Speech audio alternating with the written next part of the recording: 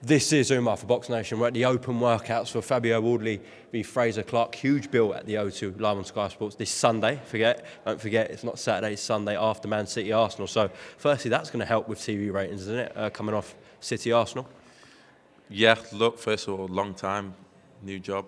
How are you finding it? Yeah, loving life at BoxNation. It's good to have Ben Shalom on at BoxNation. But yeah, we're pressed for time, so let's crack on about Sunday. Yeah, coming off the big game with City and Arsenal, that's going to help TV ratings, surely. Yeah, I think for us, when we looked at this weekend, obviously City, Arsenal, 3 million people, and the key is to get as many eyeballs on this event as possible. It's one of the best events, if I'm honest, that we've ever put on, outside of pay-per-view, for a business like ours.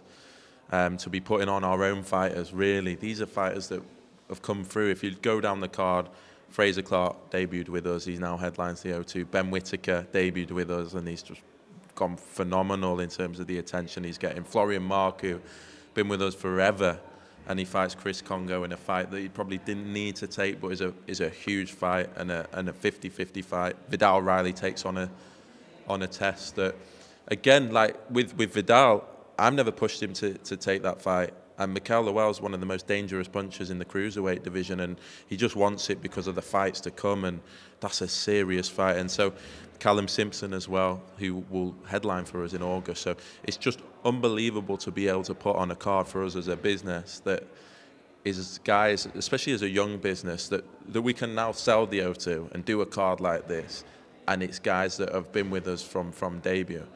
It's a special feeling for us, and yeah, an unbelievable night for British boxing.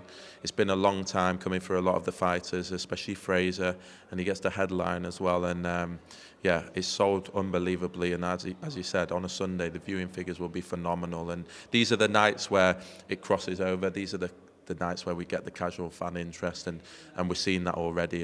And yeah, the biggest British heavyweight title for me since AJ and Dillian White, and look at the platform that had for both of their careers.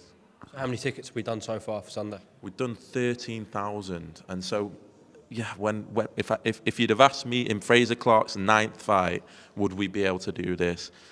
I wouldn't have expected it. It could be close to a sellout for a British title fight. It's phenomenal, especially if this week picks up. But yeah, way higher than expected. To be honest, if I'm completely honest, we prepared for the lower bowl. We've had to open the upper tier now, and it's selling really well. So a huge night on Sunday, and Easter Sunday, and yeah, one of the nights that as a fan or anyone that works in the sport, this is what's exciting about being involved in the sport, and so many fights on that card that can have such a impact on their careers. I think particularly Wardley Clarke, that's a fight, I believe, that both of them, when they retire, will look back on it and say that was the most important fight of my career, because everything comes off the back of this. And yeah, it's a huge fight and a huge night.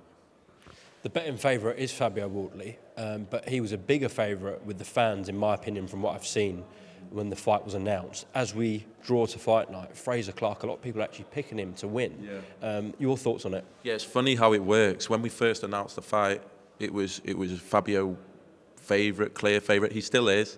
I was slightly surprised, particularly from people in boxing, but ultimately you can only go off what you've seen, and there are question marks around Frazer Clarke.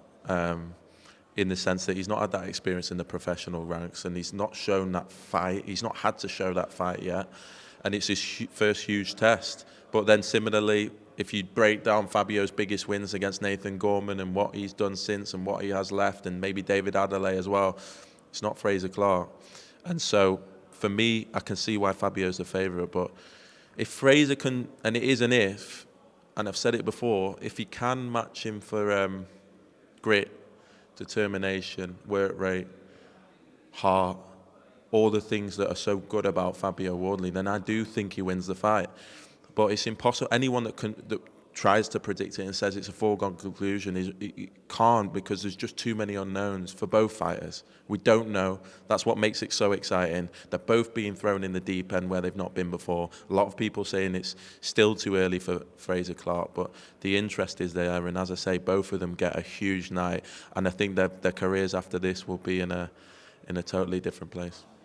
It's a fantastic main event, but tune in earlier because you've got a superstar in the making, Ben Whittaker, who I've heard from people at Boxer, NBC and Peacock, your American partners, are really pleased with him as well. And of course, we saw what happened after his last fight, just went viral. So talk to me about Ben's rise so far as a star.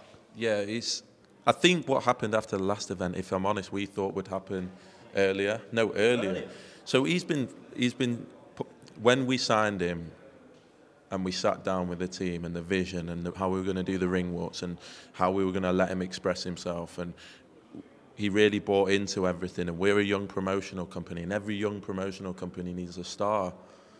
And we knew Ben could be that star, and to see him come on, and the first year, 18 months was difficult, frustrating, injuries, but it's made him more hungry, and it's made him more focused. And so to see him after the last fight, to see it blow up the way it did, I think 100 million views across platforms on that fight. As you said, I've never had a US broadcaster chasing me for a fighter after 6 fights. It's unprecedented. I don't think there's anyone like him in British boxing, maybe even world boxing, getting the noise that he's getting after this amount of fights. But he's got a good team around him, and he's a good person. He's got a good family. And it's just about staying fit, staying active, and the rest will take care of itself. And there's a lot of critics, and I get it. But not only is he a showman, he's an extremely, extremely, extremely talented fighter. And luckily, with his amateur experience, he's been in there with Eastern Europeans, Russians and Cubans. He's a tough fighter as well. I think he's going to do things that even right now people won't expect. I think even we've not seen anything yet from a profile point of view, from a talent point of view, and he'll be looking to steal the show on Sunday. I know it. He's already said that's the case, and yeah, special talent, special fighter. I think we're lucky to have him, but British boxing is lucky to have him because they're once in a generation. Ben Whittaker is a once in a generation fighter, and yeah, he'll open the show, or open the after the football on Sunday. We're tuning into Sky Sports. Congo Marku, chief support as well. Great fight. That would be a banger. Just away from this, Ben, you would have seen last weekend Dalton Smith with a fantastic win. All the noise around it during the fight week and afterwards about your client, Adam Azim. So is Adam Azim taking that fight with Dalton Smith next? First of all, I saw so much being said around we should vacate before the fight. Adam and his team are not going to vacate before Dalton's even fought. You have to assess your options. It's now happened. He's been presented the options. Dalton Smith is one of those options. But what I would say is the McGuigans, who we work with closely, have been around the block, Shane and Jake and Barry, and they're not going to be bullied or forced into a fight unless they believe it's the right option, and there is a chance there. Adam Azim is a baby. He's 21 years old. In my opinion, he beats Dalton Smith now. But in 3 or 4 fights, I think most people can see that he'll probably wipe the floor with him, or at least that's what we believe. So if I'm on the other side, I'm trying to catch a fighter as early as possible. He's 21 years old. He's had a fantastic trajectory. He's, again, a potential another future star in the sport. The last thing it seems they want is for his continuation, his profile to get bigger and bigger. And that fight is definitely going to happen. That fight can't not happen. I remember Kell Brook and Amir Khan, it took far too long. But you're not going to force someone just by mounting pressure on them. And as I say, 21-year-old kid, I'd want to fight him early. Can I just counter that? A classic example people were using was Groves de Gale, both won world titles. That argument to get Smith Azim done now, and they can both have fruitful careers. As a promoter, and again, every promoter wants to put the biggest fights on. So the gate, this. As a promoter, selfishly, of course we want to put that fight on. It's the biggest fight. But the Groves de Gale comparison is not a 21-year-old kid against a 28-year-old kid or whatever. And yes, we want it to happen. Yes, I believe it happens. But similarly, we've seen purse-spin situations in the past, and ultimately it will come down to the manager choosing the best of the options available. But yeah, as I say, I'd want to catch him as early as possible if I was the other team and the other side. But hopefully we'll have a decision in the next 24 hours. How do you address claims from fight fans and from the opposition that if it goes to purse-bids and it ends up on DAZN, that's why Team Azim don't want that fight? Why would Adam care about that? Why would Shane care about that? They're interested in Adam's career and making the most possible money. And again, I think it's a misconception. And to be honest, it feels stupid even trying to explain it, because anyone in boxing that's on that understands the game and understands Adam Azim and understands where he's at in his career. And people will say, well, you know, he should vacate immediately. No, Dalton Smith has fought. He now has options on the table, and he'll make the right decision for him. Is it more probable than not that he doesn't fight Dalton next? Last one on that. It's hard to, honestly, it's an option, and it's a great option. But Adam has plenty of options, and they'll make the decision, and we'll make the decision that's best for Adam Azim, and who can blame us for that? And yeah, hopefully the next 24, 48 hours. Ben, I appreciate this is a bit of a sensitive topic, but I do have to ask you. We saw the article in the Times about boxer Mazhar Majeed was, of course, mentioned in that article. Just get a comment from yourself on that article, please. Look, we're getting legal advice on that, so I don't want to go too far into it. But what I would say is, it's clearly an agenda going on. It's clearly we know where it's coming from. We're a young business. We started.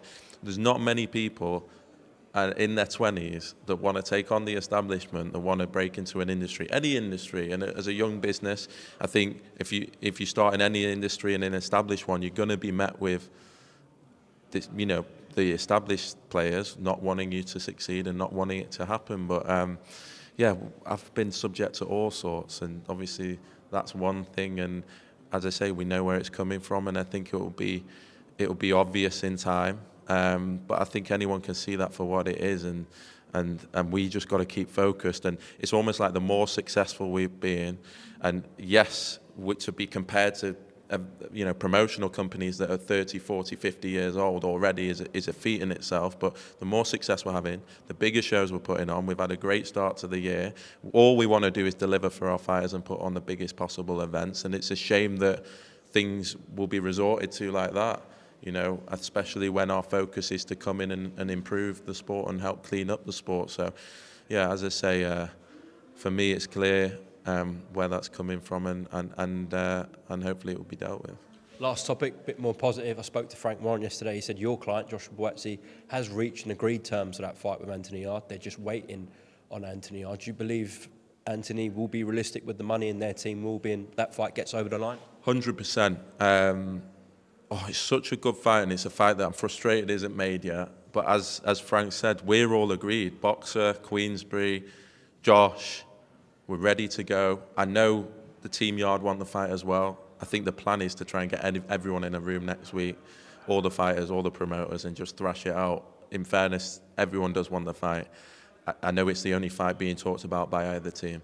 And yeah. Potential dual broadcast as well there, Ben? Yeah, I think for us, we're happy to go 50-50 broadcast, 50-50 promotion, 50-50 for the fighters, straight down the line, boxer, Queensberry. And so I think, yeah, I think next week, hopefully we can get everyone in the room, and Anthony and Queensberry can come to an agreement, and we get to see the fight that everyone wants to see. Well, hopefully you and George can get that done next week. Ben, appreciate your time on BoxNation. Best of luck with the show live on Sky Sports this Sunday. Cheers, mate. I appreciate it. Thank you, Ben. Cheers.